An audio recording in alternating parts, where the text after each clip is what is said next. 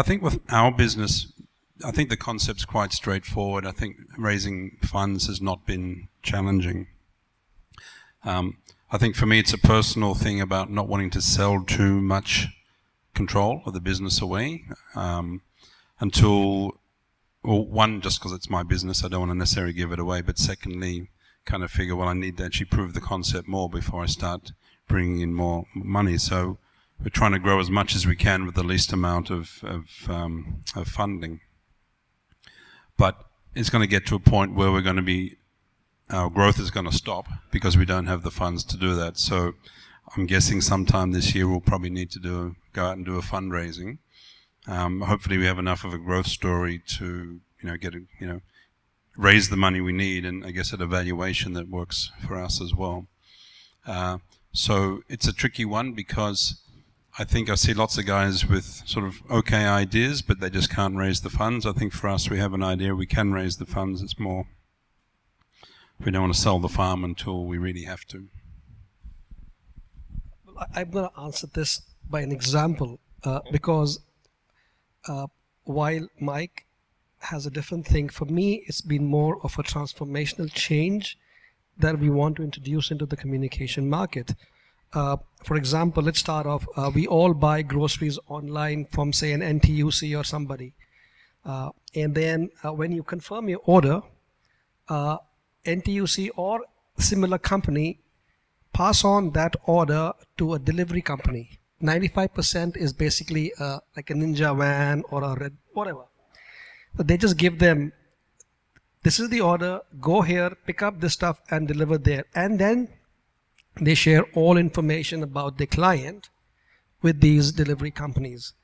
And everything works well. And the drivers are now, more often than not, drivers are calling the customers directly without the knowledge of their parent company or even the NTUC likes. And what I have, and this results in a lot of regulatory requirements as personal data protection, and then there are multiple tiers of communication and audits involved and multiple tiers of infrastructure involved. What we brought about was, how do we enable that driver to make a stateless call? That means the driver has no information, no phone number, nothing, or even the email address of the client he's delivering, and then empower that one-point integration with NTUC and likes to meet all regulatory requirements, which means a lot of fundamental change to the infrastructure. So when we approach the investors with this, it's been, Singapore is a very place-safe kind of an environment in my context. It's been tough. We've bootstrapped it. We've got friends and families invest. And it's taken us about 2 years to build a platform that is now ready to go to the market. Perhaps because they don't see what we've built is not a ready-made inventory that can be seen and a potential can be analyzed.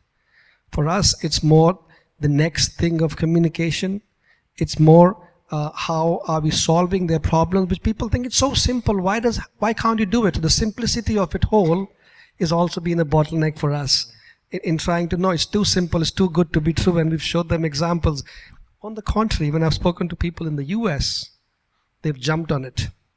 When I've spoken to people in India, they've really jumped on it. So I think it's also the risk-taking appetite of the kind of demography we are in. And is it a transformational change? Is it and communications, if you look at it historically, has been very incremental innovations. And a small administrative change makes a lot of difference. WhatsApp was nothing great when Facebook bought it. Facebook is no IP. It's basically networking and so on. So I guess it's the mindset. It's the flavor of the month. And again, coming back about Singapore, the flavor of the month continues to be robotics, Fintech, blockchain, and so on and so forth. And looks like everybody wants to solve the world's problem by blockchain.